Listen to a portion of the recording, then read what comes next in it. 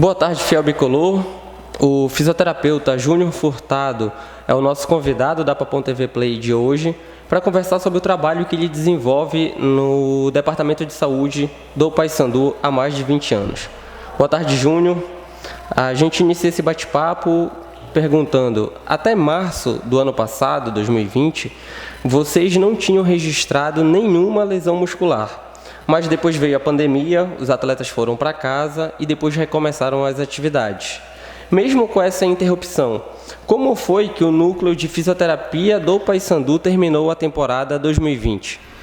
Boa tarde a todos. Na verdade, nós iniciamos 2020 com uma perspectiva de se desempenhar, desenvolver um trabalho melhor que tinha sido feito em 2019. Há alguns anos, todo final de temporada, nós passamos por um momento de reavaliação, por um momento de reestruturação, de adaptação de métodos, justamente para poder encarar o novo desafio que se inicia sempre em janeiro. Não foi diferente em 2020, nós fizemos uma boa pré-temporada, uma temporada que exigiu bastante, com alta intensidade, onde nós deslocamos nossa estrutura para a Barcarena. E lá nós conseguimos, juntamente com o trabalho interdisciplinar, junto com a preparação física, principalmente, e a fisiologia, a desenvolver um método de prevenção e evitar que aquela alta intensidade, aquele trabalho inicial fosse desenvolver lesões. E nós conseguimos êxito, Nós conseguimos iniciar o campeonato ainda em pré-temporada, o Campeonato Paraense de 2020, e no decorrer desse campeonato, até a paralisação por conta da pandemia, até pelo dia 18 de março, mais ou menos, nós não tínhamos contabilizado nenhuma lesão muscular. Isso estaria nos dando, ou melhor, nos dá um respaldo bem interessante, porque mostra realmente que o trabalho que se planejou naquele início de temporada surtiu um efeito. Agora, é claro que 2020 foi um ano totalmente atípico, um ano de pandemia, um ano de paralisação, um ano de treinos online, que era uma novidade, A ciência ela teve que se adaptar, teve que incrementar também a tecnologia, e nós tivemos experimentos com isso, assim como todos os times do Brasil passaram por essa situação. Então, os treinos online, eles tentaram manter os atletas em atividades, no nosso caso, por 3 meses.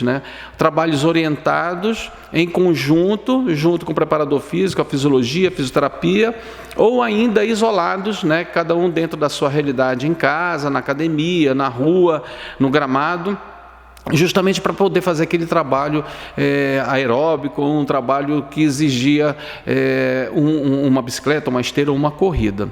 No retorno, quando nós voltamos em julho, nós voltamos praticamente iniciando o campeonato. Nós voltamos, fizemos novamente como se fosse uma readaptação, a gente não pode nem dizer que era uma pré-temporada, mas uma readaptação, mas com uma característica: esses atletas eles estavam praticamente sem jogar cerca de 3 meses. Isso não havia acontecido anteriormente. Então, para todos os experimentos, as realidades de muitos clubes no Brasil, nesse momento de retorno, foi um momento de alta incidência de lesões, justamente por conta dessa nova característica. Nós conseguimos, mesmo assim, ao final do campeonato da Série C, no dia 16 de janeiro, contabilizar um número de lesões menor do que em 2019. Tudo bem, a quantidade de jogos e a quantidade de tempo ela foi menor também, porque ela foi de julho até janeiro, mas mesmo assim no quantitativo nós tivemos lesões em números menores. O que nos traz como característica, e isso muito se discute ainda nos grandes centros, é justamente não só a incidência, mas a causa de algumas lesões. Lesões que, de repente, o atleta não apresentaram nenhum tipo de sinal, nenhum tipo de sintoma, que pudesse nos avisar que determinado músculo, ele estaria pronto para se desenvolver uma lesão, como isso aconteceu, e nós não sabemos se isso tem uma relação realmente principalmente com o pós-Covid. No caso dos nossos atletas, muitos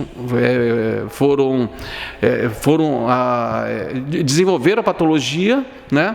E isso também é uma pergunta que rola muito nos grandes centros, principalmente nos clubes de que trabalham com alta tecnologia e, portanto, eles fazem o acompanhamento mais apurado, né? Vamos citar o Flamengo, por exemplo, que começou a desenvolver por amostragem algumas lesões lá e que também tinha a mesma característica daquelas que nós nos deparamos aqui a partir de julho.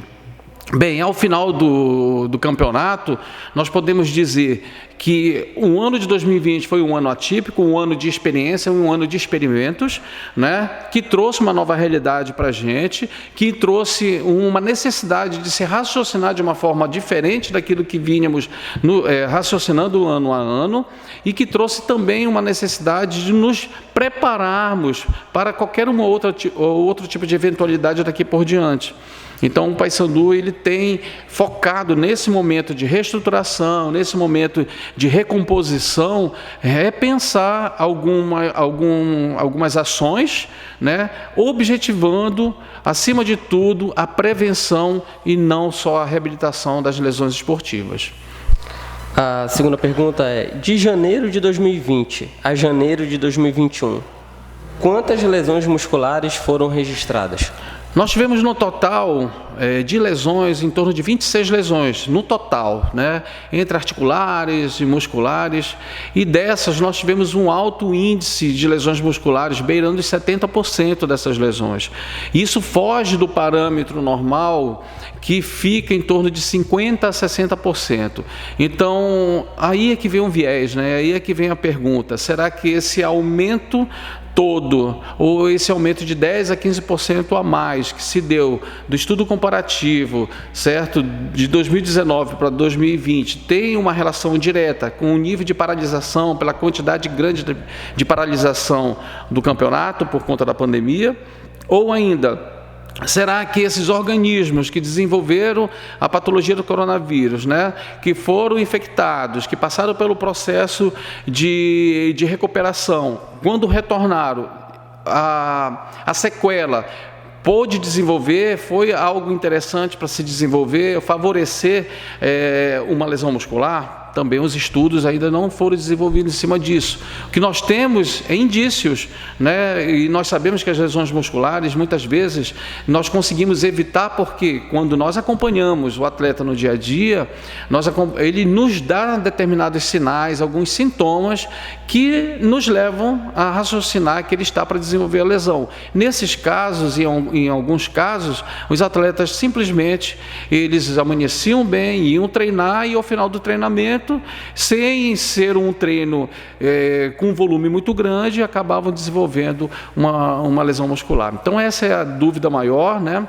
Mas mesmo assim conseguimos fechar um ano com apenas um atleta no departamento médico, e isso eu acho de extrema importância, né, para as nossas pretensões que tivemos em 2020. Você tem notado uma evolução no seu departamento no que diz respeito à prevenção, tratamento e recuperação de atletas?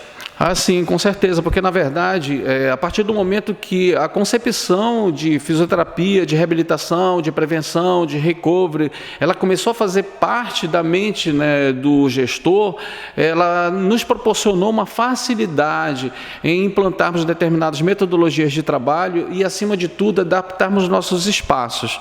Então, a fisioterapia, no longo dos anos aqui no clube, ela tem passado por um processo contínuo de evolução. E a gente fala de evolução não simplesmente em espaço físico e em aquisição de material, mas, acima de tudo, de metodologia de trabalho, de raciocínio, certo, clínico em cima e funcional em cima daquilo que nós nos deparamos no dia a dia, que é o atleta no pré-treino, que é o atleta durante o treino, que é o atleta no pós-treino. Então, as nossas ações, elas começam muito antes do treinamento.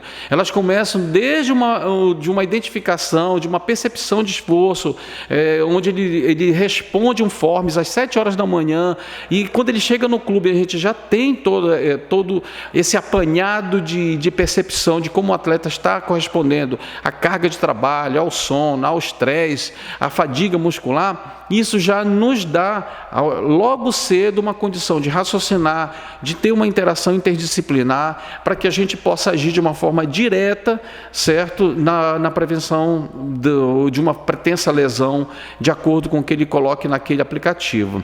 Então, eu acho que isso faz parte do processo evolutivo, a fisioterapia ela se encaixa nisso também. E com relação à reabilitação em si, aquela propriamente dita, né, que identifica, é o termo que identifica a fisioterapia, o fisioterapeuta é um reabilitador, ela exige que a gente trabalhe dentro da nossa estrutura de uma forma muito mais inteligente, né?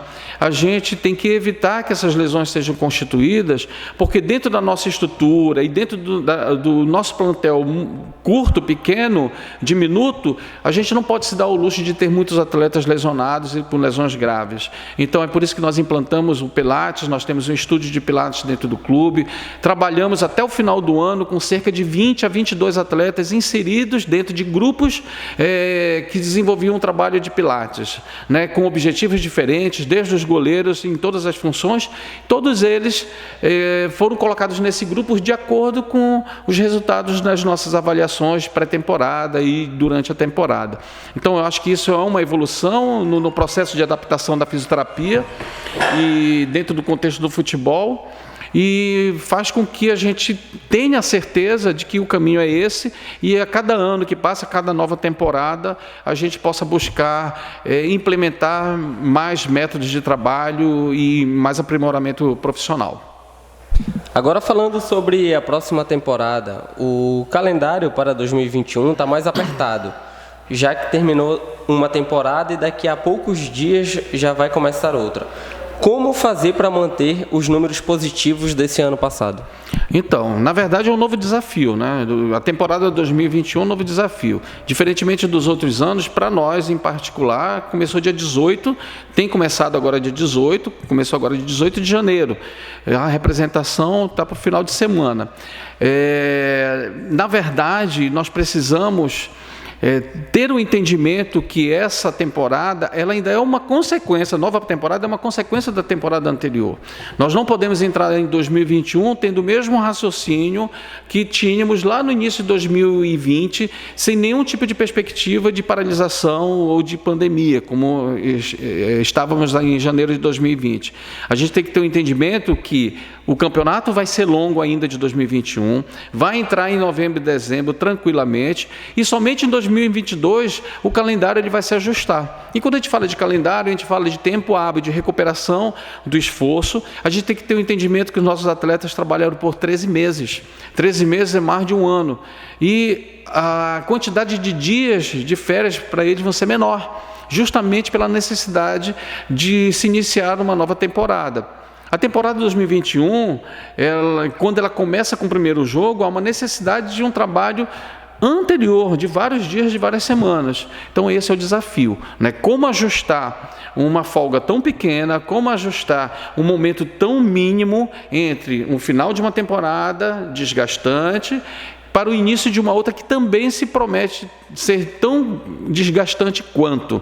Esse é um novo desafio que as ações interdisciplinares, principalmente fisiologia, preparação física, a parte clínica, fisioterapia, o comando técnico tem que estar totalmente integralizado para que a gente possa desenvolver um método de trabalho único, uniforme e que venha trazer bons frutos para a gente em 2021.